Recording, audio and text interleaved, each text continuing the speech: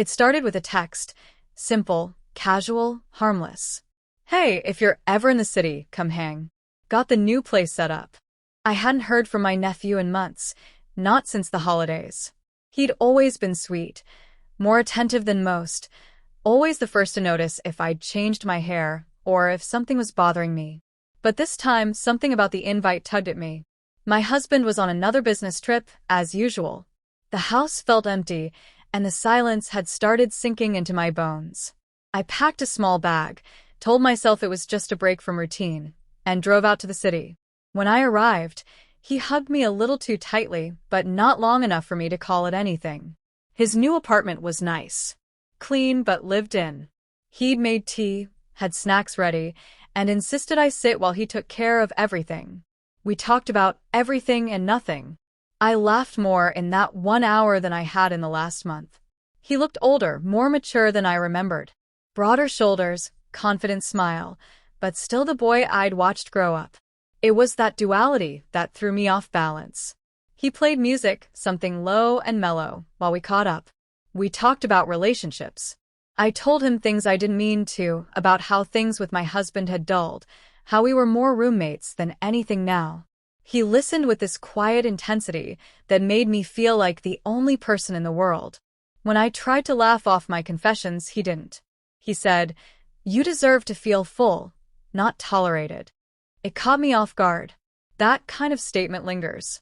Still, I brushed it off. He poured me a glass of wine, then another. We cooked together. He chopped, I stirred. At one point, he reached around me to grab a spice jar, and his chest brushed against my back. It was nothing, but I noticed. I felt the heat rise up my neck. He noticed too, but said nothing. We sat down to eat. More stories, more laughs. He complimented my dress, my hair, my energy. No one had said those things to me in so long. I forgot what it felt like to be noticed. I kept reminding myself that he was family, that he was younger, that it was just kindness. But there was something in the way he looked at me, like he was waiting for me to see what he already had.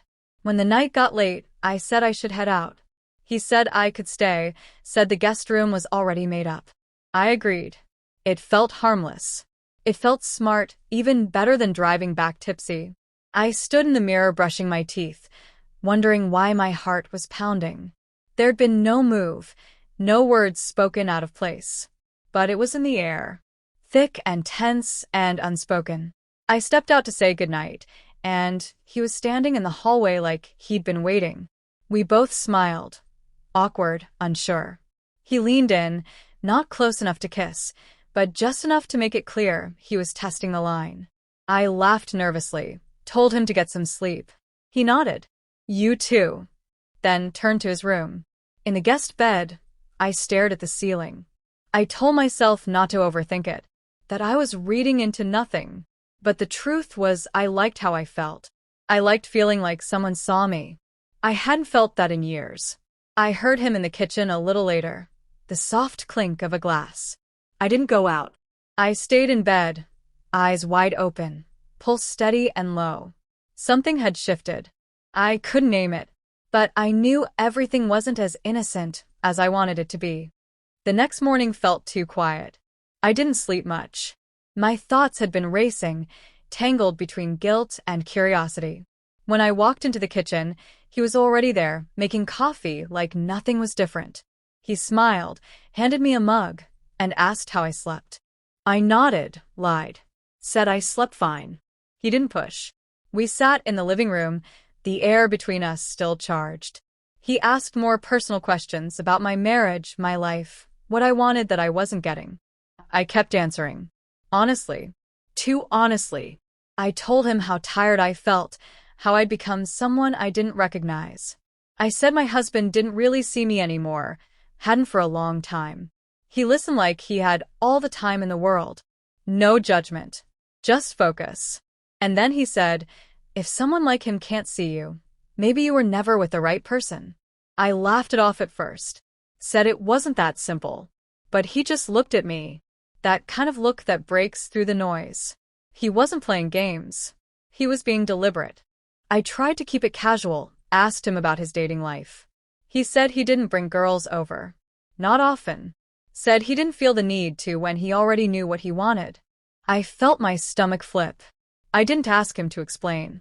He leaned back, sipped his coffee, and said, "You ever think about what your life would have looked like if you'd made different choices?"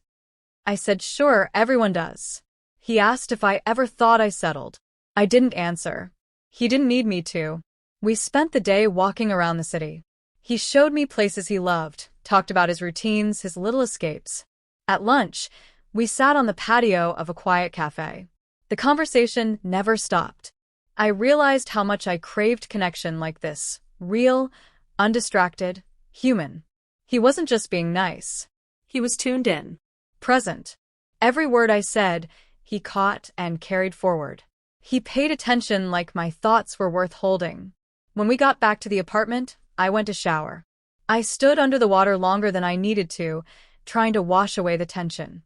When I came out, I found him reading on the couch, one lamp on, music playing low again. I said something stupid like, "I forgot how quiet can feel so comfortable."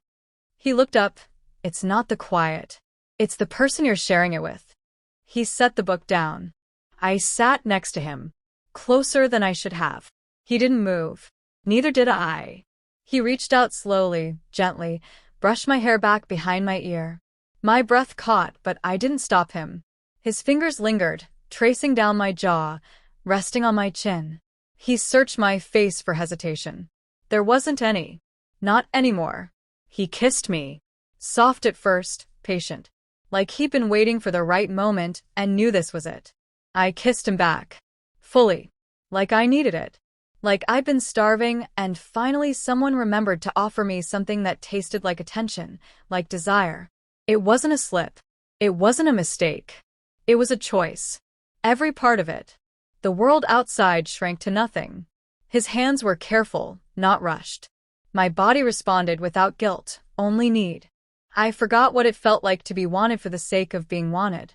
Not out of routine, not out of obligation, but because someone couldn't help themselves. That night, I felt more seen than I had in the last 10 years. He didn't say much afterward, just pulled me in and wrapped his arms around me like I belonged there. And I let him, because in that moment I did. I woke up to light pouring through the window, his arm draped over me like we'd always done this. For a second, it felt normal, even comforting. Then the reality hit. I slipped out of bed quietly, avoiding the mirror as I grabbed my clothes. The air felt heavier than before. My body still buzzed with the aftershock of everything that happened, but my mind was already in conflict. I hadn't planned for this, but planning wasn't part of it. It was emotion, timing, a perfect storm that I let sweep me away. He walked in a few minutes later, holding 2 mugs. Handed me one like nothing was wrong, like nothing had changed. He smiled, said good morning. I said it back, quieter.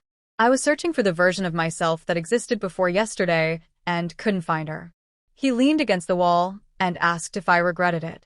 I didn't answer right away. I sipped my coffee, staring into it like it might reveal some version of the truth I could say out loud. When I looked up, I told him I didn't know what I felt yet. That wasn't a lie. He nodded, didn't push. He said, "It doesn't have to be anything more than what it was." I asked, "And what was it?" He said, "Honest."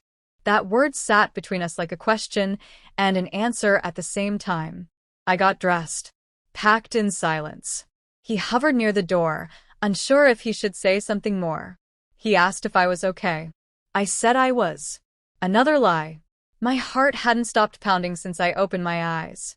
I was trying to sort the rush of emotions, guilt, desire, fear, freedom. None of it came in order. I wanted to cry and laugh and scream and rewind. All at once. I kept quiet. On the drive home, the silence in the car was louder than anything I'd heard in years. I didn't turn on music. I didn't make calls. I just drove. My phone buzzed once. His name. I didn't read it. I couldn't. If I read it, I'd respond. If I responded, I'd fall again. I needed space to breathe, to think. When I walked into the house, everything was exactly how I left it. Cold. Neat. Predictable. My husband wouldn't be back for 2 more days. I stood in the kitchen and stared at the counter, the way everything was always just in place but never really alive. I thought of how different the morning had felt waking up in another bed. I shook it off and opened the fridge, trying to focus on something small, something safe. I checked my phone. His message was still there. Hope you're okay. No pressure. Just wanted to say thank you for trusting me. I stared at it for minutes. Deleted it. Not because I didn't want to keep it, but because I wanted to more than I should. I deleted the thread, told myself it was over. But it wasn't. Not really. I went to bed that night and felt the emptiness of my own sheets. I thought I'd feel guilt pressing down on me, but what I felt was a strange sense of loss. Like I had tasted something real and now had to pretend I didn't know what that felt like. I kept hearing his voice in my head. You deserve to feel full. It echoed louder the more I tried to block it out. Over the next few days, I moved like nothing had changed. I cooked, worked, made small talk with friends. But I was different. I was carrying a secret that felt both wrong and justified. I looked at my husband when he got back and waited for him to notice. He didn't. He asked about the weekend. I said it was quiet. He kissed my cheek and said he was glad I got some rest. I nodded and smiled. Another lie. I didn't tell anyone. I couldn't. It wasn't just the act that would ruin everything. It was the part where I wanted it. Where I still wanted it. That's what scared me most. I had crossed a line, but what lingered wasn't regret. It was the realization that the line had only ever existed to keep me in place, not to protect me. Late one night, I pulled up his number again. I stared at it, thumb hovering over the call button. I didn't press it. I just sat there, screen glowing, wondering if he was doing the same.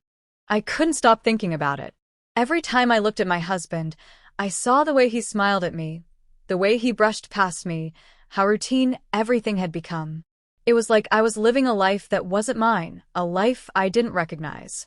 I'd been there, done that, stayed quiet, stayed good. But what about the woman who needed to feel seen? Needed to feel more than just the silent partner in someone else's life. The texts from him came sporadically, always polite, never crossing a line. Hope your week's been good. Think about you often. They sat on my phone for hours, unread, and then I'd finally cave. I'd read them. I never replied. It wasn't that I didn't want to, but because I knew if I did, there would be no stopping it. I couldn't afford to get tangled up in this again. But I wanted to. More than I should. More than I was ready to admit. Every time the phone buzzed with a message, my heart would skip a beat. Each one, a thread pulling at something deep inside of me. What did I owe to myself?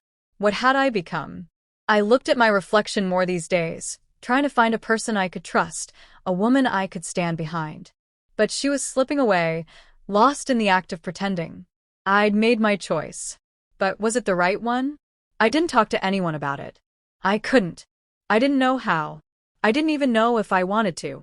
The people around me didn't see the cracks in my life, and I wasn't about to show them. It wasn't about my marriage anymore. It was about something I could never undo.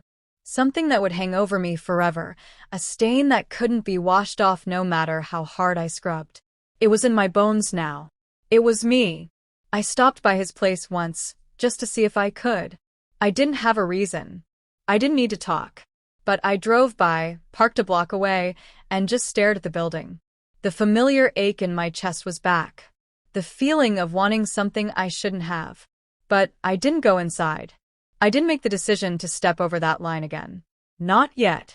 I went home, and nothing had changed. I put on a smile. I cooked, cleaned, played the role I'd been cast in. My husband was oblivious, just as I knew he would be. There was no shift in him, no questioning, no deep looks.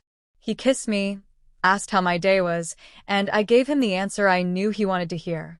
The house stayed quiet, the way it always had. Nothing felt different, but everything had changed, and I was more aware of it with every passing second. A few days later, I opened my phone again. He'd messaged me that afternoon. I'm thinking of you. Hope you're doing okay. It was casual, but the weight of it was heavier than it should have been. I sat there, phone in hand, fighting with myself. I wanted to reply. I wanted to feel that connection again. But I couldn't. Not without the risk of everything collapsing. I put the phone down. My heart still thudded loudly in my chest. I stood there in the middle of the room, unsure of where to go next. Could I walk away from this? Could I pretend it didn't matter? Could I go back to being the person I used to be? I couldn't. I had tasted something real, something alive, and it made the rest of my life feel like a ghost story. I'd crossed a line, but that line wasn't the end. It was just the beginning of something else, something darker and deeper that I wasn't sure I wanted to face. The truth was, I wasn't ready to let go. Not yet. I picked up my phone again. The message was still there. I hesitated. Then I typed a simple response. Me too.